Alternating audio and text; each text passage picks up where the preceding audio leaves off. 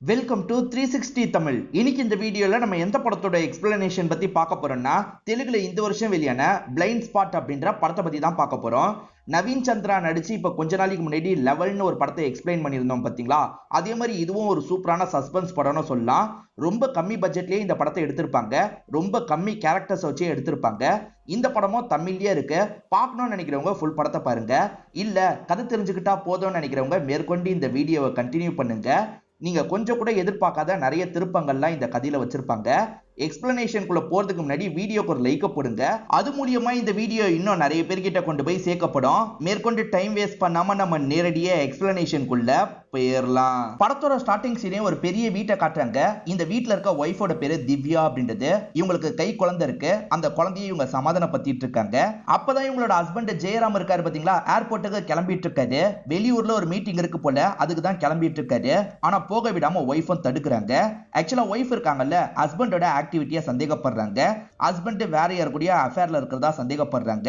எங்க கிளம்பிட்ட, எவ்வளவு பாக்குறதுக்காக போறன்ற மாதிரிலாம் கேக்குறாங்க. தேவையில்லாம பேசாத, நான் மீட்டிங்க்கு போறதா ஏற்கனவே சொல்லியிருந்தேன்ல, மீட்டிங்க்கு தான் கிளம்புறேன்ற மாதிரி சொல்லிட்டாரு. ஆனா திவ்யா ஏத்துக்க மாட்டாங்க. போய் சொல்லாத, நீ என் கூட டைமே ஸ்பெண்ட் பண்ண மாட்டே, வேற யார் கூடயோ பழக்கத்துல இருக்க, உண்மையை சொல்லுன்ற மாதிரிலாம் கேக்குறாங்க. என்ன டென்ஷன் பண்ணாத, அமைதியா இருன்ற மாதிரி இவர் சொல்றாரு. அப்பயும் ஒய்ஃப் கேட்க மாட்டாங்க. திரும்ப திரும்ப இவர் கோவப்படுற மாதிரி பேசிட்டு இருக்காங்க. இவர் கண்டுக்காம இங்க இருந்து எந்திரிச்சு போறாரு. இவங்க சண்டை போட்டுட்டு இருக்கிறதுனால குழந்தை அழுவுது. இதெல்லாம் வேலைக்காரியும் பாக்குறாங்கல்ல, ரெண்டு பேரும் சண்டை போடாதீங்கம்மா, குழந்தை அழுவுது அப்படின்ற மாதிரி சொல்றாங்க. இதை கேட்கிற திவ்யாக்கு பயங்கரமா கோவம் வந்துருது. நீ என்னடி குறுக்க பேசுறன்ற மாதிரி பலார்னு கண்ணத்திலேயே ஒரு அறை விடுறாங்க. லக்ஷ்மி எதுவுமே பேசாம அமைதியா இருந்துட்டு இருக்காங்க. லக்ஷ்மி அடிச்சத ஹஸ்பண்ட் கவனிச்சார்ல, என்ன ஓவரா பண்ணிட்டு இருக்கன்ற மாதிரி ஒய்ஃப பலார்னு கண்ணத்துல அரைஞ்சிடுறாரு. இப்ப திவ்யா அமைதியா நின்னுட்டு இருக்காங்க. சரி நம்ம கிளம்பலான்ற மாதிரி ஜெயராமும் இங்க இருந்து கிளம்பிடுறாரு. இப்ப குழந்தை பயங்கரமா அழுதுட்டு இருக்கு.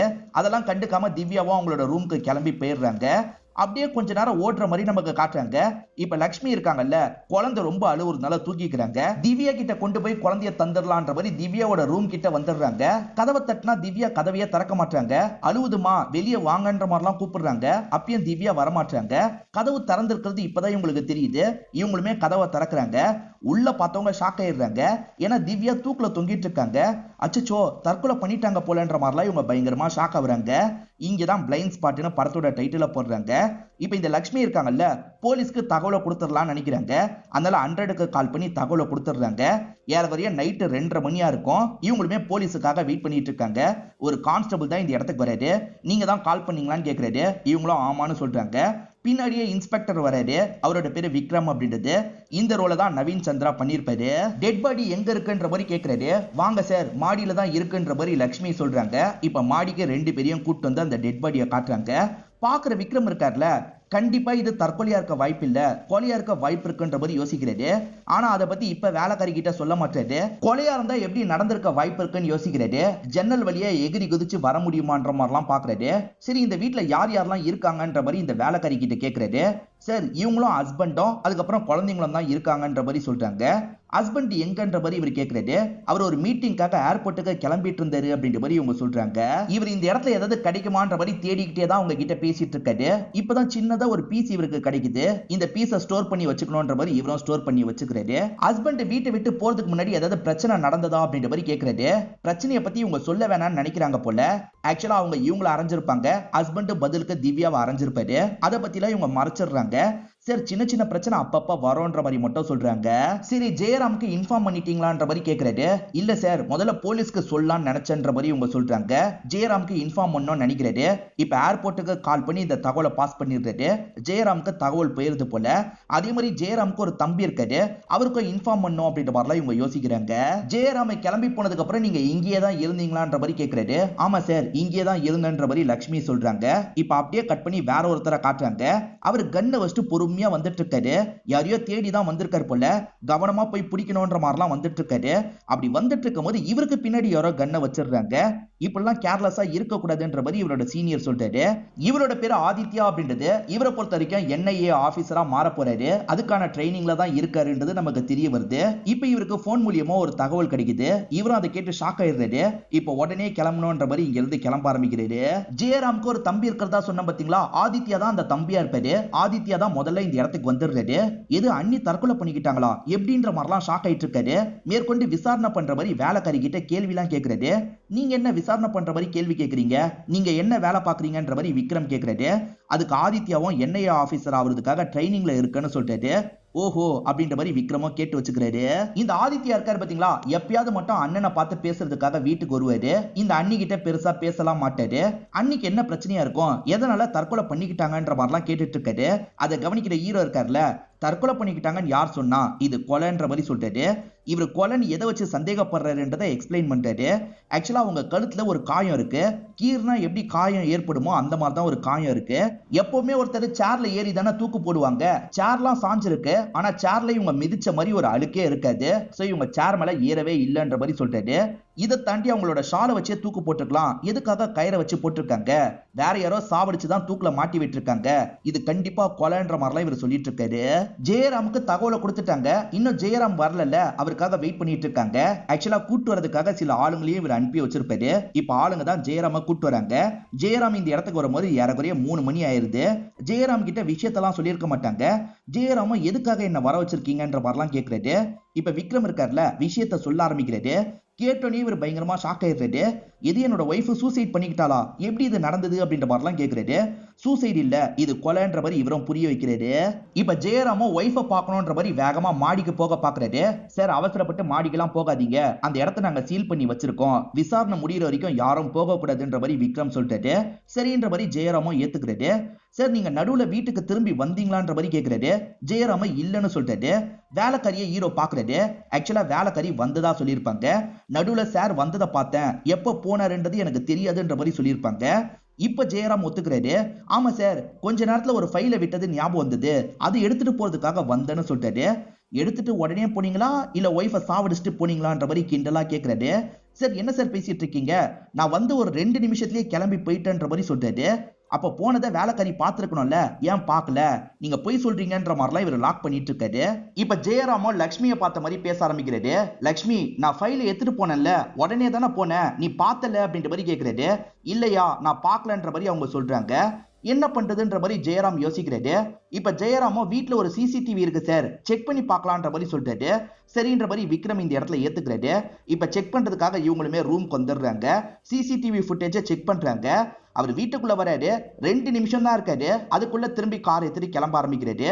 சோ இவர் சொல்றது உண்மைன்றது இது மூலியமா கன்ஃபார்ம் ஆயிருது. சாவடிச்சு செட் பண்றதுக்கு 10 நிமிஷத்துக்கு மேல டைம் தேவைப்படும்ல, இவர் பண்ணிருக்க வாய்ப்பு இல்லைன்ற மாதிரி யோசிக்கிறாங்க. அதனால இவர் மேல சந்தேகம் இந்த இடத்துல கொஞ்சம் குறைஞ்சிருது. இப்ப விக்ரம் இருக்காரு பாத்தீங்களா, இந்த லக்ஷ்மியை கார்னர் பண்ற மாதிரி நிறைய கேள்வி கேட்கிறாரு. பொதுவா இந்த மாதிரி சம்பவம் நடந்தா முதலாளிக்கு தான் தகவலை கொடுப்பாங்க, நீங்க எப்படி போலீஸ்க்கு தகவலை கொடுத்தீங்க, எனக்கு தான் முதல்ல தகவலை கொடுத்தீங்களா இல்ல முதலாளிக்கு தகவலை கொடுத்தீங்களான்னு கேட்கிறாரு. சார் உங்களுக்கு தான் ஃபர்ஸ்டே தகவலை கொடுத்தன்ற மாதிரி சொல்றாங்க. நடிக்காதீங்க, நான் கண்டுபிடிச்சிருவேன், ஒழுங்கு மரியாதையா உண்மையை சொல்லுங்கன்ற மாதிரிலாம் கேட்கிறாரு. இவங்களுமே உங்களுக்கு இல்ல சார், முதல்ல முதலாளிக்கு தான் தகவலை கொடுத்தன்ற மாதிரி சொல்ல ஆரம்பிக்கிறாங்க. ஆக்சுவலா இவங்க பார்த்து பயந்தாங்க பாத்தீங்களா, உடனேவே ஜெயராமுக்கு தான் கால் பண்ணிருப்பாங்க. ஜெயராமும் இந்த விஷயத்தை கேட்டு ஷாக் ஆயிடுறாரு. நீ முதல்ல என்கிட்ட சொன்ன மாதிரி காட்டிக்காத, போலீஸ்க்கு கால் பண்ணி இந்த தகவலை கொடு, அதுக்கப்புறம் நான் வந்துடுறேன், ஏன்னா ஏற்கனவே எனக்கும் என்னோட ஒய்ஃபுக்கும் சண்டை போயிட்டு இருக்கு, என் மேலதான் சந்தேகம் திரும்பன்ற மாதிரிலாம் சொல்லியிருப்பாரு. முதலாளி கேட்டதுக்காக தான் இந்த மாதிரி பண்ணன்ற மாதிரி லட்சுமி சொல்றாங்க. இப்படி எதுக்காக பண்ணீங்கன்ற மாதிரி இவருமே ஜெயராம திரும்பி பாக்குறாரு. உங்க மேல டவுட் குறைஞ்சது, ஆனா இப்ப திரும்பி வந்துருச்சுன்னு சொல்றாரு. சார் சத்தியமா நான் எதுவுமே பண்ணல சார், எனக்கும் அவளுக்கும் தனிப்பட்ட முறையில பிரச்சனை போச்சு சார், நான் அஃபேர் வச்சிருக்கேன்ற மாதிரிலாம் சந்தேகப்பட்டா அதை இதோட கோர்த்துருவீங்கன்னு பயந்துதான் இப்படி பண்ணன்ற மாதிரிலாம் சொல்றாரு. இப்ப விக்ரம் இருக்காருல, லக்ஷ்மி பக்கம் திரும்பிடுறாரு. அதாவது இவர் கேட்டுக்கிட்டதுக்காக லக்ஷ்மி பண்ணிருக்காங்க. சாதாரணமா ஒருத்தர் அப்படி கேட்டா பண்ண மாட்டேன்ற மாதிரி தானே சொல்லுவாங்க, நீங்க எப்படி உடனே ஏத்துக்கிட்டீங்க, நம்ம இன்னொருத்தருக்கு ஏதாவது ஃபேவர் பண்றோம்னா அவங்க மூலியமா நமக்கு ஏதாவது காரியம் நடந்திருக்கும், உங்களுக்கு ஜெயராம் மூலியமா என்ன காரியம் நடந்தது, ஜெயராம்க்கும் உங்களுக்கும் நடுவுல என்ன போச்சு, உங்க 2 பேர் பழக்கம் ஒய்ஃபுக்கு தெரிஞ்சதா அப்படின்ற மாதிரிலாம் கேட்கிறாரு. அதாவது இவங்களுக்குள்ள அஃபேர் போறதா கேட்கிறாரு. அதெல்லாம் இல்லன்ற மாதிரி லக்ஷ்மி சொல்றாங்க. லக்ஷ்மி ஒழுங்கா உண்மையை சொல்லுங்கன்ற மாதிரி இவர் மிரட்டுறாரு. ஒரு ஸ்டேஜ்ல லக்ஷ்மியும் உண்மையை சொல்றாங்க. ஆக்சுவலா ஜெயராமுக்கும் இவங்களுக்கும் நடுவுல பழக்கம்லாம் போயிட்டு இருக்கும். ஒய்ஃபுக்கு தெரியாம அப்பப்ப இவங்க ஒன்னாலாம் இருப்பாங்க போல. ஆமா சார், எங்களுக்குள்ள பழக்கம் போயிட்டு இருக்குன்ற மாதிரி லட்சுமியும் உண்மையை ஒத்துக்கிறாங்க. எத்தனை வருஷமா போயிட்டு இருக்குன்ற மாதிரி கேக்குறாரு. ரொம்ப வருஷமா போயிட்டு இருக்குன்ற மாதிரி லட்சுமி சொல்றாங்க. ஆக்சுவலா ஜெயராமுக்கு ஏற்கனவே ஒரு ஒய்ஃப் இருந்திருப்பாங்க. அந்த ஒய்ஃப் எல்லாம் வரதுக்கு முன்னாடியில இருந்தே இவங்க ரெண்டு பேருக்குள்ள பழக்கம் எல்லாம் போயிட்டு இருந்திருக்கும். இப்பதான் லட்சுமி அந்த விஷயத்தை வெளிப்படுத்துறாங்க. உங்க ரெண்டு பேரோட பழக்கத்தை பத்தி திவ்யாக்கு தெரிய வந்திருக்கு, அதனால காலி பண்ணிருக்கீங்க அப்படிதானு கேக்குறாரு. சரி, அப்படிலாம் இல்லவே இல்லைன்ற மாதிரி இவங்க ரெண்டு பேர் சொல்லிட்டு இருக்காங்க. ஆக்சுவலா ஹீரோ அங்கிட்டும் இங்கிட்டும் நடந்துகிட்டே தான் விசாரணை பண்ணிட்டு இருக்காரு. அப்பதான் ஃபர்ஸ்ட் ஒய்ஃபோட போட்டோவை பாக்குறாரு.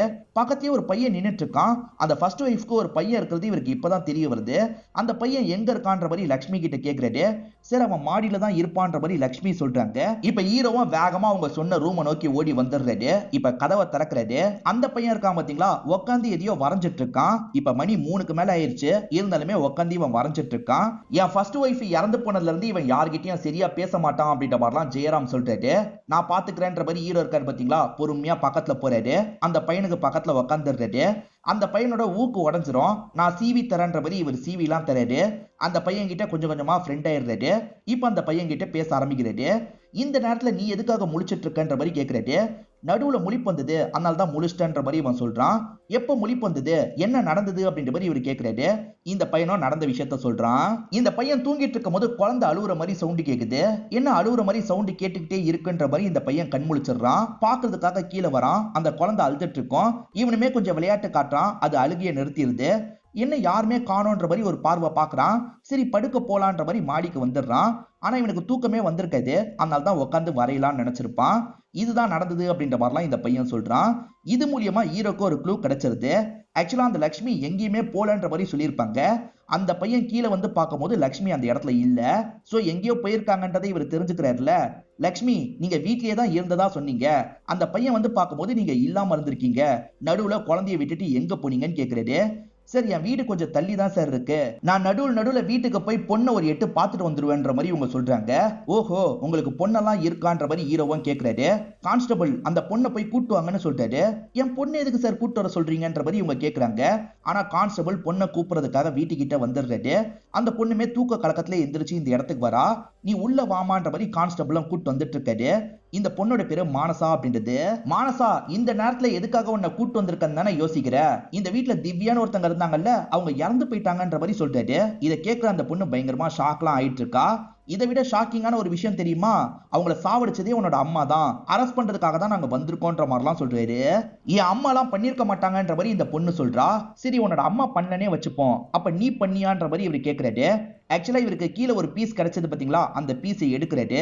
அந்த பீஸை இந்த பொண்ணுக்கு பக்கத்துல கொண்டு வராரு. இந்த பொண்ணோட கம்மல் கிட்ட வைக்கிறாரு. அதுல இருந்து விழுந்த ஒரு பீஸ் தான் இதுன்றது தெரிய வருது. அதே சமயம் டக்குன்னு இந்த பொண்ணோட ஷால் எடுக்கிறாரு.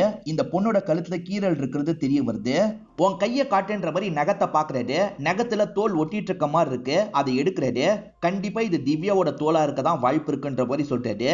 நீ தானே இந்த விஷயத்த பண்ண, என்ன நடந்தது ஒழுங்கா சொல்லுன்னு கேக்குறாரு. அதுக்குள்ள லட்சுமி இருக்காங்கல்ல, சரி என் பொண்ணுலாம் எதுவுமே பண்ணல, நான் தான் இந்த விஷயத்த பண்ண, என்ன என்ன பண்ணுமோ பண்ணிக்கோங்கன்ற மாதிரிலாம் சொல்றாங்க. அதான் அவங்களே கொலை பண்ணதை ஒத்துக்கிட்டாங்கல்ல, போய் அரெஸ்ட் பண்ணுங்கன்ற மாதிரி கான்ஸ்டபிள் கிட்ட சொல்றாரு. இப்ப கான்ஸ்டபிளும் லட்சுமிக்கு பக்கத்துல வந்து விலங்கெல்லாம் போட்டுட்டு இருக்காரு. அதுக்குள்ள இந்த பொண்ணு இருக்கால, என் அம்மா எதுவுமே பண்ணல, நான் தான் இந்த விஷயத்த பண்ணன்ற மாதிரி சொல்றா. இவ என்ன பண்ணான்றதை இப்பதான் இவ சொல்ல ஆரம்பிக்கிறா. வீட்டுக்கு வந்த லட்சுமி இருக்காங்கல்ல, குழந்தை தனியா இருக்கான், கொஞ்ச நேரம் போய் பாத்துக்கோன்ற மாதிரி சொல்றாங்க. சரின்ற மாதிரி இவங்களுமே குழந்தைய பாக்குறதுக்காக வந்துடுறாங்க. அப்ப மேல இருந்து திவ்யா இருக்காங்கல்ல, இங்க வா உன்னை துடைக்கணும்ன்ற மாதிரி சொல்றாங்க. அங்க எதையோ கிளாஸ் உடைச்சு வச்சிருக்காங்க போல, கிளீன் பண்ணுன்ற மாதிரி சொல்றாங்க. இந்த பொண்ணுமே சரின்ற மாதிரி கிளீன் பண்ணிட்டு இருக்கா. இவங்களுக்கு இந்த பொண்ணையும் பொண்ணோட அம்மாவையும் சுத்தமா பிடிக்காது. அதுவும் இல்லாம அந்த லட்சுமியை அடிச்சதுக்கு ஹஸ்பண்ட் அடிச்சிட்டார்ல, அந்த கோவத்துல வேற இருக்காங்க. லட்சுமியும் மானசாவையும் அசிங்க அசிங்கமா திட்டிட்டு இருக்காங்க. அம்மா பொண்ணு ரெண்டு பேருமே பிராத்தல் தொழில் பண்ணலான்ற மாதிரிலாம் திட்டுறாங்க, எட்டி மிதிக்கிறாங்க. இதெல்லாம் கவனிச்சிட்டு இருக்க இந்த பொண்ணுக்கு ஒரு ஸ்டேஜ்ல கோவம் வந்துருது. என்னடி ஓவரா பேசுறன்ற மாதிரி பக்கத்துல வந்து கழுத்தை பிடிக்கிறா. என்ன ஏன் கழுத்தையே பிடிக்கிறன்ற மாதிரி திவ்யாவும் பதிலுக்கு கழுத்தை பிடிக்கிறாங்க. இப்படி மாத்தி மாத்தி ரெண்டு பேருமே சண்டை போட்டுட்டு இருக்காங்க. இந்த சண்டையில இந்த சின்ன பொண்ணு இருக்கால, ஓங்கி தள்ளி விடுறா. இவங்களுமே அங்க இருக்க சவர்ல இடிச்சு பொத்துன்னு கீழே விழுந்துடுறாங்க. இத பாக்குற இந்த சின்ன பொண்ணுக்கு பயம் வந்துருது. இந்த பொண்ணு அம்மாவை பாக்குறதுக்காக வந்துடுறா. அம்மா கிட்ட நடந்த விஷயத்தெல்லாம் சொல்றா. இதை கேட்கிற அம்மாவும் ஷாக் ஆயிடுறாங்க. இப்ப ரெண்டு பேருமே சேர்ந்து பாக்குறதுக்காக வராங்க. அம்மா தான் செக் பண்ணி பாக்குறாங்க. அப்பதான் அவங்களோட உயிர் போனது அம்மாக்கு தெரிய வருது. அவ செத்து போயிட்டாடி அப்படின்ற மாதிரி பொண்ணை போட்டு அடிக்கிறாங்க. தூக்கல தொங்குன மாதிரி செட் பண்ணி வச்சிடலான்னு இவங்க ரெண்டு பேர் சேர்ந்து தான் இந்த விஷயத்த பண்ணிருப்பாங்க. நம்ம மேல டவுட் வரக்கூடாதுன்றதுக்காக தான் இவங்களே போலீஸ்க்கு கால் பண்ணி இந்த விஷயத்தெல்லாம் சொல்லியிருப்பாங்க. இந்த பொண்ணுக்கு எதனால இவ்வளவு கோவம்னு ஒரு கேள்வி இருக்குல்ல, இப்பதான் ஒரு விஷயத்த ரிவீல் பண்றாங்க. ஆக்சுவலா இந்த பொண்ணுக்கு அப்பான்னு யாருமே இருக்க மாட்டாங்க. இந்த பொண்ணு ஸ்கூலுக்கு போகும்போது பசங்களாம் கிண்டல் பண்றாங்க. இவளுக்கு அம்மா மட்டும்தான், அப்பாவே இல்லைன்ற மாதிரிலாம் கிண்டல் பண்றாங்க. பொண்ணுமே பல வாட்டி அம்மா கிட்ட கேட்டிருப்பா. அம்மா அதுக்கு மட்டும் பதிலே சொல்லாம இழுத்தடிச்சிட்டு இருப்பாங்க. அம்மா எனக்கு தெரியாது, இன்னைக்கு நீங்க கண்டிப்பா பதில் சொல்லணும், அப்படி இல்லைன்னா கையை வெட்டிப்பன்ற மாதிரி சொல்றா. அம்மா அப்பயும் சொல்லாம இருக்காங்க. இந்த பொண்ணு கையை வெட்டிக்கிறா. ஏன்டி இப்படி பண்ற, நான் சொல்லிடுறேன்ற மாதிரி இவங்களுமே சொல்ல ஆரம்பிக்கிறாங்க. ஜெயராம் தான் உன்னோட அப்பான்ற மாதிரி சொல்லிடுறாங்க. இந்த பொண்ணுமே வீட்டுக்கு வந்து வித்தியாசமான ஆங்கிள் பாக்குறா. இந்த வீடியோ இப்ப நமக்கு தான் சொந்தமா, வீட்டுல இருக்க ட்ரெஸ் எல்லாம் நமக்கு தான் சொந்தமான்ற மாதிரிலாம் யோசிக்கிறா. அம்மா வந்து ஜெயராமுக்கு காஃபி கொடுக்கறதுக்காக போறாங்க. அம்மா என்கிட்ட கொடுங்க, நான் தந்துடுறேன்ற மாதிரி இந்த பொண்ணு கையில வாங்கிடுறா. இப்ப காஃபி தரதுக்காக போறா. அப்பதான் இவளோட கையில வெட்டு போட்டிருக்கிறத அவர் கவனிக்கிறாரு. கையில எப்படி அடிபட்டது, உடனே இவளை ஹாஸ்பிட்டலுக்கு கூட்டு போன்ற மாதிரிலாம் லக்ஷ்மியை பார்த்து சொல்றாரு. நம்ம அப்பாக்கு நம்ம மேல பாசம் இருக்குன்ற மாதிரிலாம் இந்த பொண்ணு யோசிக்கிறா. ஆனா திவ்யாக்கு இவங்க ரெண்டு பேரும் சுத்தமா பிடிக்கவே பிடிக்காது. திவ்யா எப்ப பாரு எரிஞ்சு எரிஞ்சு விழுவாங்க. ஏ வேலைக்காரி, அங்க போடி இங்க போடின்ற மாதிரிலாம் எப்ப பாரு திட்டிக்கிட்டே இருப்பாங்க. இதெல்லாம் வீட்டுக்கு வர பொண்ணுமே நடுவுல கவனிப்பா. அதனால ஸ்டார்டிங்ல இருந்தே இந்த திவ்யா மேல பயங்கரமா கோபம் இருக்கும். அதனாலதான் அவ்வளவு ஆக்ரோஷமா தள்ளிலாம் விட்டுருப்பா. அவெல்லாம் மனுஷியே கிடையாது, ராட்சசி, அதனால்தான் இப்படி பண்ணன்ற மாதிரி இந்த மானசான்ற பொண்ணு சொல்றா. சோ குற்றவாளி இந்த பொண்ணு தான்றது தெரிஞ்சிருச்சுல்ல, அம்மாவும் துணை போயிருக்காங்க. அதனால இவங்க ரெண்டு பேரையும் அரெஸ்ட் பண்ணி கூட்டு போறாங்க. அதே மாதிரி திவ்யாவோட பாடியும் போஸ்ட்மார்ட்டத்துக்காக அனுப்பிடுறாங்க. செக் பண்ண டாக்டர் இருக்காரு பாத்தீங்களா, ஒரு ஷாக்கிங்கான விஷயத்த சொல்றாரு. அதாவது இந்த பொண்ணு தள்ளி விட்டதுனால சாவலன்ற மாதிரி சொல்றாரு. இந்த பொண்ணு தள்ளி விட்டதுல அடிபட்டது உண்மைதான், ஆனா சாகர அளவுக்குலாம் அடிபடல. அவங்க செத்ததுக்கு வேற ஒரு காரணம் இருக்கு. அவங்க உடம்புல ஒரு விதமான கெமிக்கல் கலந்திருக்கு. அந்த கெமிக்கல் ரியாக்ஷனால தான் இறந்து போயிருக்காங்க. அது என்ன மாதிரி கெமிக்கல்ன்றது கிளியரா தெரியல. இப்ப என்னால சொல்ல முடிஞ்சது என்னன்னா, இந்த பொண்ணால இந்த கொலை நடக்கல, ஏற்கனவே யாரோ இந்த விஷயத்த பண்ணிருக்காங்க, அதனால தான் திவ்யா இறந்து போயிருக்காங்கன்ற மாதிரி சொல்றாரு. சோ கேஸ் மேற்கொண்டு விசாரிக்கணும் அப்படின்றத ஹீரோவும் புரிஞ்சுக்கிறாரு. திரும்ப அந்த வீட்டுக்கு போய் விசாரணை பண்ணலான்ற மாதிரி யோசிக்கிறாரு. திவ்யாவோட சாவுக்கு மானசா காரணம் இல்லைன்ற மாதிரி ஜெயராம் கிட்ட சொல்றாரு. ஜெயராம் ரொம்ப ஆச்சரியப்படுறாரு. யாரோ ஒருத்தர் மருந்த கலந்து தந்து தான் சாவடிச்சிருக்காங்கன்னு ஹீரோ சொல்றாரு. இத கேக்குற பையன் இருக்கான் பாத்தீங்களா, குடிச்சிட்டு இருக்க கிளாஸை கீழே போட்டு உடைச்சிடுறான். இப்ப பதட்டமா அவனோட ரூமுக்கு ஓடி போறான். இந்த பையன் பேரு வினோத் அப்படின்றது. இவன் எதுக்கு ஓடி போறான்ற மாதிரி இவங்களும் துரத்திக்கிட்டே வராங்க. அவன் ரூம்குள்ள இருக்க பீரோக்கு பின்னாடி போய் ஒளிஞ்சுக்கிறான். கூப்பிட்டாலும் வரவே மாட்டான். இவங்களாலையும் அந்த பீரோக்குள்ள எல்லாம் போகவே முடியாது. ஹீரோவும் பீரோவை செக் பண்ணி பாக்குறாரு. ஆனா ஒரு இடத்த மட்டும் ஓபன் பண்ண முடியல. இதுக்கான கீஸை தாங்கன்ற மாதிரி கேட்கிறாரு. இல்ல சார், அதுக்கான கீஸ் காணாம போயிருச்சு அப்படின்ற மாதிரிலாம் ஜெயராம் சொல்றாரு. ஆனா இதுக்கான கீஸா அந்த பையன் வச்சிருக்கான். அந்த பையன் எங்க வச்சிருக்க வாய்ப்பு இருக்குன்ற மாதிரி யோசிக்கிறாரு. அந்த பையனுக்கு அம்மானா ரொம்ப பிடிக்கும். சோ அம்மாவோட போட்டோல வச்சிருக்க வாய்ப்பு இருக்குன்னு யோசிக்கிறாரு. போட்டோவை திருப்பி பார்த்தா அங்கதான் அவன் கீயை வச்சிருக்கான். அதை ஓபன் பண்ணலான்ற மாதிரி இவரும் ஓபன் பண்றாரு. பார்த்தா அம்மாவோட ஞாபகார்த்தமா நிறைய பொருள்லாம் வச்சிருக்கான். அதுல ஒரு மருந்து பாட்டில் இருக்கு. அந்த மருந்து பாட்டில வெளியே எடுக்கிறாரு. இது மூலியமா இவன் கலந்து தந்திருக்கலான்ற மாதிரி டவுட் வருது. இப்ப மருந்து பாட்டில்ல கொஞ்சோண்டு மருந்தை ஊத்துறாரு. ஜெயராம் சார் இதை குடிங்கன்னு சொல்றாரு. ஜெயராமுக்கு லைட்டா பயமா இருக்கு. சார் நான் சொல்றேன்ல குடிங்கன்ற மாதிரி சொல்றாரு. ஜெயராமோ சரின்னு குடிக்கிறதுக்காக வராரு. அப்ப அந்த பையன் இருக்கான்ல, குடிக்காதீங்கன்ற மாதிரி சட்டுன்னு தள்ளி விட்டுறான். சோ இந்த பையன் தான் கலந்திருக்கான்றது தெரிஞ்சிருது. எதுக்காக கலந்த, தெளிவா சொல்லுன்ற மாதிரி இவருமே விசாரிக்கிறாரு. இந்த பையன் எதுவுமே பேசாம அமைதியா நின்னுட்டு இருக்கான். உன் அம்மா உண்மையை தான் பேசணும்னு சொல்லி தந்திருக்காங்கல்ல, உண்மையை சொல்லுன்ற மாதிரி கேட்கிறாரு. இவனுமே நடந்த விஷயத்த சொல்றான். இவன் குழந்தைய பாக்குறதுக்காக வந்தான் பாத்தீங்களா, அப்ப திவ்யாவும் ஜூஸை எடுத்துட்டு வான்ற மாதிரி வேலைக்காரி கிட்ட சொல்றாங்க. இவன் தானே இருக்கான், இவன் ஜூஸை எடுத்துட்டு போலான்னு நினைக்கிறான். அதுக்கு முன்னாடி இதை கலந்து தரணும்ன்ற மாதிரி இவன் கலந்துடுறான். எடுத்துட்டு வந்து அவங்க கிட்ட தரான். அவங்களுமே வாங்கி குடிச்சிடுறாங்க. அதெல்லாம் இவன் குறுகுறுன்னு பார்த்துட்டு இருந்திருப்பான். அதுக்கப்புறம் தான் இவன் ரூமுக்கு போயிருப்பான். இந்த மருந்து பாட்டில் எப்படி வந்ததுன்றத ஒரு பிளாஷ்பேக் மாதிரி நமக்கு காட்டுறாங்க. இவனுக்கு அம்மாவை ரொம்ப பிடிக்கும்ல, அம்மா மேல ரொம்ப பாசமா இருக்கான். ஆனா இந்த அம்மாக்கும் அப்பாக்கும் செட்டே ஆக மாட்டேங்குது. எப்ப பாரு சண்டை போட்டுக்கிட்டே இருக்காங்க. இந்த அம்மாக்கு ஏகப்பட்ட ஹெல்த் இஷ்யூலாம் இருக்கும். ஜெயராம் இருக்கார்ல, இந்த மருந்து அதிகமா சாப்பிட்டா விஷம் மாதிரி தானே செயல்படும், விஷம் மாதிரி குடிச்சிட்டு செத்து போன்ற மாதிரிலாம் தூக்கி எறிகிறாரு. அப்ப இந்த பையனுக்கு பக்கத்துல வந்து விழுந்திருக்கும். இந்த பையன் இருக்கான்ல, அதை எடுத்து பீரோல மறைச்சு வச்சிருப்பான். அம்மா என்னை விட்டுட்டு போயிட மாட்டீங்கன்ற மாதிரி கேட்கறான். போக மாட்டேன்ற மாதிரி இவங்க சொல்றாங்க. ஆனா இவங்க மூக்குல இருந்து பிளட் சிந்த ஆரம்பிக்குது. இவங்க ஏற்கனவே அந்த மருந்தை குடிச்சிட்டாங்களா என்னன்னு தெரியல. அப்படி இல்லைன்னா இவங்க ஹெல்த் இஷ்யூனால கூட இவங்க இறந்து போயிருக்கலாம்.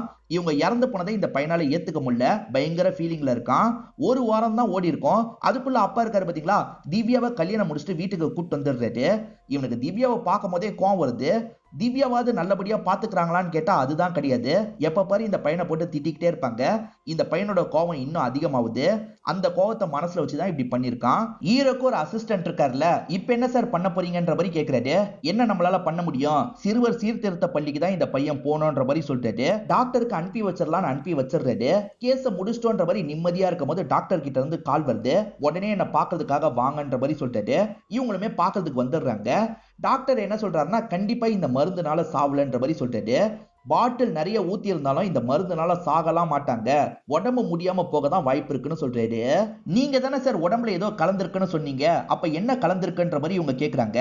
நான் சொன்ன மாதிரியே உடம்புல ஒரு விதமான விஷம் கலந்திருக்கிறது உண்மைதான். ஆனா அந்த விஷத்தை பத்தி எந்த ஒரு டெஸ்டையும் கண்டுபிடிக்க முடியாம இருக்கு. பூனேல எல்லா விதமான டெஸ்டும் பண்ணுவாங்க, அந்த இடத்துக்கு அனுப்பி வைக்கலான் இருக்கேன். அங்க அனுப்பி வச்சாதான் ரிசல்ட் என்னன்னு தெரிய வரும், அது மூலியமா தான் அது என்ன விஷயம்ன்றதை கண்டுபிடிக்க முடியும்ன்ற மாதிரி சொல்லிட்டு. ஆனா கண்டிப்பா இந்த பையன் பண்ணல, அதே மாதிரி மானசா பண்ணல, வேற யாரோ தான் இந்த விஷயத்த பண்ணிருக்காங்கன்ற மாதிரி சொல்லிட்டு வேற யாரா இருக்கும்ன்ற மாதிரிலாம் விக்ரமும் இந்த இடத்துல யோசிச்சுட்டு இருக்காரு. அப்பதான் விக்ரமுக்கு போன் கால் வருது. இப்ப விக்ரமும் ஒரு வேலை வந்துருச்சுன்ற மாதிரி டாக்டர் கிட்ட சொல்லிட்டு வேகமா கிளம்புறாரு. ஜெயராம பாக்குறதுக்காக தான் வீட்டுக்கு வந்திருக்காரு. ஜெயராம் வீட்டுக்கு பக்கத்துல இருக்கவர் தான் பேசுறதுக்காக வந்திருக்காரு. சார், அன்னைக்கு நான் வெளியே கிளம்பிட்டு இருந்தேன், அப்ப இந்த வீட்டுல யாரோ எகிரி குதிச்சுதான் நான் பார்த்தேன். அப்ப நான் பெருசா எடுத்துக்காம போயிட்டேன். ஆனா இங்க கொலை நடந்திருக்குன்னு தெரிஞ்சதுக்கு அப்புறம் எனக்கு டவுட்டா இருக்குன்ற மாதிரி சொல்லிட்டாரு. எகிரி குதிச்சவன் எப்படி இருந்தான்ற மாதிரிலாம் ஹீரோ கேக்குறாரு. நைட்டு நேரம் பார்த்ததுனால சுத்தமா எனக்கு அடையாளம் தெரியல சார், ஆனா என் வீட்டுல சிசிடிவி இருக்கு, அதுல பதிவாயிருக்க வாய்ப்பு இருக்குன்னு சொல்லிட்டு இப்ப இவங்களுமே ஃபுட்டேஜ் செக் பண்றதுக்காக வந்துடுறாங்க. உண்மையிலேயே ஒரு நபர் இருக்காரு பாத்தீங்களா, அந்த மாடியில இருக்க ஜன்னல் வழியா போனோன்ற மாதிரி எகிரி குதிச்சு போயிட்டு இருக்காரு. தெளிவா பதிவாயிருக்கு. ஆனா அவன் யாரு என்னன்றது தெளிவா தெரியல, ஒரு ஆணுன்றது மட்டும் தெரியுது. ஜெயராமோட தம்பியும் ஆண் தானே, என்கிட்ட சொல்லாம கொள்ளாம இந்த ஊரை விட்டு போக கூடாதுன்னு சொல்லிட்டு நீங்களும் போக கூடாதுன்ற மாதிரி அந்த நெய்பரை பார்த்தோம் சொல்லிட்டு, ஏன்னா நெய்பரே கூட உள்ள போய் கொலை பண்ணிட்டு அவர் மேல சந்தேகம் வரக்கூடாதுன்றதுக்காக இந்த ஃபுட்டேஜை காமிச்சிருக்க வாய்ப்பு இருக்குல்ல, அதனால தான் நீங்களும் எங்கேயும் போக கூடாதுன்னு சொல்றாரு. இப்ப ஹீரோவும் உண்மையான குற்றவாளி யாரா இருப்பான்ற மாதிரி பயங்கரமா யோசிக்கிறாரு. எப்படியும் அந்த கெமிக்கல் என்னன்றதை கண்டுபிடிச்சிட்டா ஒரு ஐடியா கிடைக்கும், பாத்துக்கலான்ற மாதிரி வெயிட் பண்ணிட்டு அப்பதான் டாக்டர் கிட்ட இருந்து ஒரு ஷாக்கிங்கான தகவல் தெரிய வருது. இப்ப இவரும் வேகமா அந்த இடத்துக்கு வந்துடுறாரு. ஆக்சுவலா டாக்டர் அனுப்புறதுக்காக வச்சிருந்தாரு பாத்தீங்களா, அந்த இடத்தையே யாரோ எரிச்சு விட்டுருக்காங்க. யார் இப்படி பண்ணாங்கன்னு தெரியல. இதுக்கப்புறம் அவங்க உடம்புல கலந்தது என்ன மாதிரியான ட்ரக்ன்றத கூட கண்டுபிடிக்க முடியாதுன்னு டாக்டர் சொல்லிட்டாரு. ஹீரோ இங்க ஏதாவது கிடைக்குமான்னு தேடி பாக்குறாரு. அப்பதான் எரிஞ்ச நிலைமையில ஒரு ஐடி கார்டு கிடைக்குது. அது ஆதித்யாவோட ஐடி கார்டா இருக்கும். இந்த ஐடி கார்டு எப்படி இங்க வந்தது, இவன் தான் எரிச்சிருக்கான்ற மாதிரி அசிஸ்டன்ட் கிட்ட இவருமே ஐடி கார்டை காட்டுறாரு. இப்ப அசிஸ்டன்டோட முகம் லைட்டா மாறுற மாதிரி நமக்கு காட்டுறாங்க. இப்ப ஹீரோ இருக்காரு பாத்தீங்களா, அவனோட வீட்டுக்கு சொல்லாம கொல்லாம போனோன்ற மாதிரி யோசிக்கிறாரு. இப்ப ஆதித்யா வீட்டுக்குள்ள வந்துடுறாரு. டிவி பாட்டுக்கு ஓடிட்டு இருக்கு.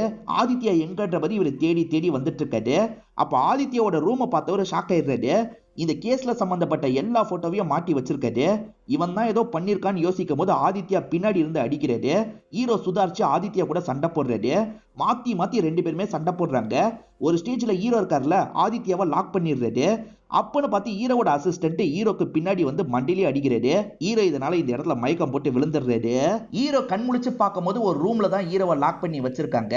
அதே சமயம் அந்த ஆதித்யா இருக்கான் பாத்தீங்களா, சிகரெட்டை புடிச்சுக்கிட்டே தெனாவட்டா இவருக்கு எதிர வந்து உட்கார்றான். இப்ப ஹீரோவோ நீ தான் இதை பண்ணிருக்கன்றது எனக்கு தெரிஞ்சிருச்சு, உன்னை விட மாட்டேன்டா, என்னை விடுன்ற மாதிரிலாம் சொல்லிட்டாரு. ரொம்ப நடிக்காதீங்க சார், நீங்க தான் இந்த கொலையை பண்ணீங்கன்னு எனக்கு தெரிஞ்சிருச்சுன்ற மாதிரி ஆதித்யா சொல்லிட்டாரு. அதாவது விக்ரம் தான் இந்த கொலை பண்ணதா ஆதித்யா சொல்லிட்டாரு. இந்த கேஸை எப்படியாவது மூடி மறைச்சிடலாம் நினைச்சீங்க, ஆனா எதிர் வீட்டு நபரோட சிசிடிவில நீங்க பதிவானது தெரிஞ்சோன்னா ஷாக் ஆயிட்டீங்க. வேற எதையாவது கோர்த்து விட்டு இந்த கேஸை முடிக்கணும்னு நினைச்சீங்க. அப்பதான் நீங்க என்ன டார்கெட் வச்சீங்க கரெக்டான்ற மாதிரிலாம் இவன் கேட்டுட்டு இருக்கான். இப்பயுமே ஹீரோ இருக்கார்ல, நான் எதுவுமே பண்ணல, நீ வளராதன்னு சொல்றாரு. சார், எல்லா தகவலையும் சேகரிச்சுட்டு தான் பேசுறேன்ற மாதிரி இவனுமே சொல்ல ஆரம்பிக்கிறான். ஆக்சுவலா இவனை பொறுத்த வரைக்கும் அந்த அண்ணியை பத்தி எதுவுமே தெரிஞ்சுக்காம தான் இருந்திருப்பான். அவங்க இறந்து போய் ஹீரோ மேல டவுட் வந்துச்சுல்ல, அதனால தான் இவன் தேடி வந்திருப்பான். அப்படி தேடி வரும்போது அவங்க திங்ஸ் எல்லாம் பார்த்தவன் ஷாக் ஆயிருப்பான். ஏன்னா விக்ரம்னு ஒருத்தருக்கு லெட்டர்லாம் போட்டிருக்காங்க, அது இந்த விக்ரம் தான் அப்படின்றத இவன் புரிஞ்சுக்கிறான். இவர் வாட்ச் கடைக்கு வந்துட்டு போறதை இந்த ஆதித்யா கவனிச்சிருப்பான். எதுக்காக வந்தாருன்ற மாதிரிலாம் விசாரிக்கிறான். அவரோட வாட்ச்ல ஒரு சின்ன பீஸ் காணாம போயிருச்சான், அதை மாத்துறதுக்காக தான் வந்தாருன்ற மாதிரி சொல்லியிருப்பாங்க. இவனுமே அந்த சின்ன பீஸ் எங்க விழுந்திருக்க வாய்ப்பு இருக்கு, வீட்டுக்குள்ள எகிரி குச்சிருந்தா அங்கதான் விழுந்திருக்க வாய்ப்பு இருக்குன்ற மாதிரி தேடி இருப்பான். அங்க தேடி பார்க்கும் போது இவனுக்கு அந்த பீஸ் கிடைச்சிருக்கும். சார், அந்த பீஸ் அந்த ஸ்பாட்ல தான் கிடைச்சதுன்ற மாதிரிலாம் சொல்றான். இந்த ஷார்ப்பான பீஸ் மூலியமா தான் ட்ரக்க உடம்புல செலுத்தி இருப்பாரு. சொல்றாரு, இந்த பீஸ் மூலியமா செக் பண்ண அது என்ன மாதிரியான ட்ரக்ன்றது தெரிஞ்சிருச்சுன்ற மாதிரிலாம் இவன் சொல்றான். இவர் தான் எகிரி குதிச்சு கொலை பண்ணிட்டு வந்திருப்பாரு.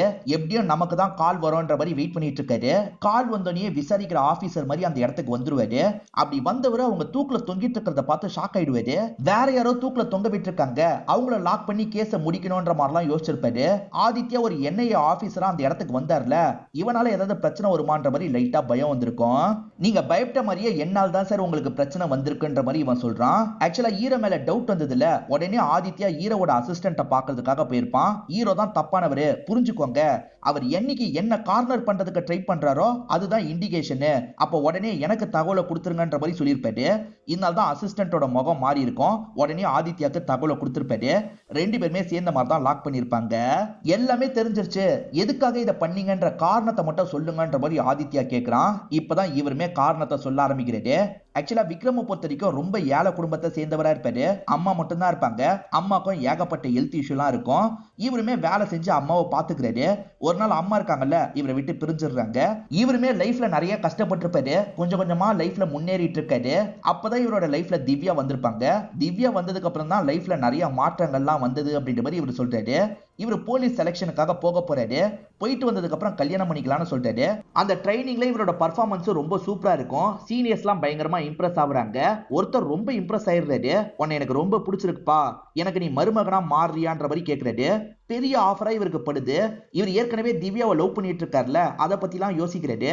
லைஃப்ல இந்த மாதிரி வாய்ப்பு திரும்ப கிடைக்காதுன்ற மாதிரி திரும்ப திரும்ப யோசிக்கிறாரு. கடைசியில உங்க பொண்ணை கல்யாணம் பண்ணிக்கிறேன்ற மாதிரி ஏத்துக்கிறாரு. அவரோட பொண்ணை இவர் கல்யாணம் பண்ணிக்கிறாரு. திவ்யாவை அப்படியே கட் பண்ணிடுறாரு. திவ்யா நிறைய வாட்டி பேச ட்ரை பண்ணிருப்பாங்க, இவர் கண்டுக்காம இருக்காரு. வெறித்தனமா இவரோட வேலையை பாக்குறாரு. அப்பதான் ஒரு ட்ரக்கை இவர் சீஸ் பண்றாரு. ஆக்சுவலா அந்த ட்ரக் ஒரு குறிப்பிட்ட லெவலுக்கு மேல கலந்துருச்சுன்னு வச்சுக்கோங்க, அது கலந்ததை கூட கண்டுபிடிக்க முடியாது. அதே மாதிரி உயிர் போயிடும்ன்ற மாதிரிலாம் அப்ப பேசியிருப்பாங்க. அந்த ட்ரக்கை யூஸ் பண்ணிக்கலாம்ன்ற மாதிரி தான் இவர் எடுத்து வச்சிருந்திருப்பாரு. இவரோட ஒய்ஃப் பிரெக்னன்ட்டா இருக்காங்க. இவருமே நல்லபடியா பக்கத்துல இருந்து பார்த்துட்டு இருக்காரு. அப்ப திவ்யா கிட்ட இருந்து கால் வருது. திவ்யா செகண்ட் மேரேஜ் பண்ணிருப்பாங்க. லைஃப்ல ரொம்ப கஷ்டப்பட்டுட்டு இருக்கன்ற மாதிரிலாம் ரொம்ப ஃபீலிங்கா பேசுறாங்க. இவருமே ஆறுதல் படுத்துற மாதிரிலாம் நடுவுல அவங்க கிட்ட பேசுறாரு. இப்படி பேசிட்டு இருக்கவங்க போக போக சீரியஸா பேச ஆரம்பிக்கிறாங்க. நீ ஒய்ஃபை விட்டுட்டு வந்துரு, நம்ம ரெண்டு பேர் கல்யாணம் பண்ணிக்கலாம்னு சொல்றாங்க. ஏற்கனவே இவரோட லைஃப் நல்லபடியா போயிட்டு இருக்கு, நீ அவரு கூட அட்ஜஸ்ட் பண்ணி வாழ்ந்துக்கோன்னு சொல்றாரு. ஆனா அவங்க கேட்க மாட்டாங்க. போக போக மிரட்டுற மாதிரிலாம் பேசுறாங்க. நீ மட்டும் வரல, ஒய்ஃபு கிட்ட எல்லா விஷயத்தையும் சொல்லிடுவேன், உன்னை ஒய்ஃபு கிட்ட இருந்து பிரிச்சிருவேன்ற மாதிரிலாம் மிரட்டி இருப்பாங்க. எனக்கு ஆப்ஷனே இல்ல, அதனால தான் இந்த விஷயத்த பண்ணலான்னு முடிவு எடுத்தன்ற மாதிரி இவர் சொல்றாரு. இவர் தான் எகிரி குதிச்சு உள்ள வந்திருப்பாரு. உன்னை பார்த்ததுல சந்தோஷன்ற மாதிரி அவங்க கட்டிலாம் பிடிக்கிறாங்க. இவர் அப்ப என்ன பண்றாருன்னா அந்த ஷார்ப்பான பொருளை வச்சு உடம்புல செலுத்திடுறாரு. அது கூட அவங்களுக்கு தெரியாம இருக்கும். அதுக்கப்புறம் இங்க இருந்து கிளம்பலாம்னு நினைக்கிறாரு. அப்ப அவங்க இருக்காங்கல்ல, போகும்போது உன்னோட குழந்தைய பார்த்துட்டு போன சொல்றாங்க. அதாவது இந்த குழந்தை இவருக்கு பிறந்தது அப்படின்றது தெரிய வருது. போகும்போது இப்படி ஒரு ஷாக்கை கொடுத்துட்டாலேன்ற மாதிரி இவருமே ஃபீல் பண்ணிருப்பாரு. எப்படியாவது இந்த கேஸை முடிச்சுட்டு நம்ம ஒய்ஃபு கூட நிம்மதியா இருக்கலாம் நினைச்சிருப்பாரு. ஆனா ஆதித்யானால மாட்டிக்கிறாரு. இப்ப இவர் அரெஸ்ட் பண்ணி கூட்டு போயிட்டு இருக்காங்க. வேன்ல கூட்டிட்டு போயிட்டு இருக்கும்போது திவ்யா இருக்காங்க பாத்தீங்களா, இவரோட கண்ணுக்கு தெரியுறாங்க. இப்ப இவருக்கு பக்கத்துல வந்து உட்காடுறாங்க. நீயும் நானும் கல்யாணம் பண்ணியிருந்தா லைஃப் வேற மாதிரி இருந்திருக்கும்ல அப்படின்ற மாதிரி கேக்குறாங்க. இவரும் ஆமான்ற மாதிரி தலையாட்டுறாரு. இப்ப இவங்க ரெண்டு பேருக்கு கல்யாணம் நடக்கிற மாதிரியும் இவங்க ரெண்டு பேருக்குமே ஒரு குழந்தை பிறக்கிற மாதிரியும் காட்டுறாங்க. இந்த மாதிரிலாம் நடந்திருந்தா எப்படி இருக்கும்ன்ற மாதிரி ஹீரோ யோசிச்சு பார்த்துக்கிட்டே இங்க இருந்து போறாரு. இதோடயே இந்த படத்தோட கதையை முடிச்சிடுறாங்க. கண்டிப்பா இந்த படம் உங்க எல்லாருக்குமே பிடிச்சிருக்கும்னு நம்புறேன். இந்த வீடியோ உங்களுக்கு பிடிச்சிருந்ததுன்னா லைக் பண்ணுங்க, கமெண்ட் பண்ணுங்க, மறக்காம 360 தமிழ் சேனலை சப்ஸ்கிரைப் பண்ணுங்க. தொடர்ச்சியா இந்த மாதிரி வீடியோக்கள் வந்துகிட்டே தான் இருக்கும்.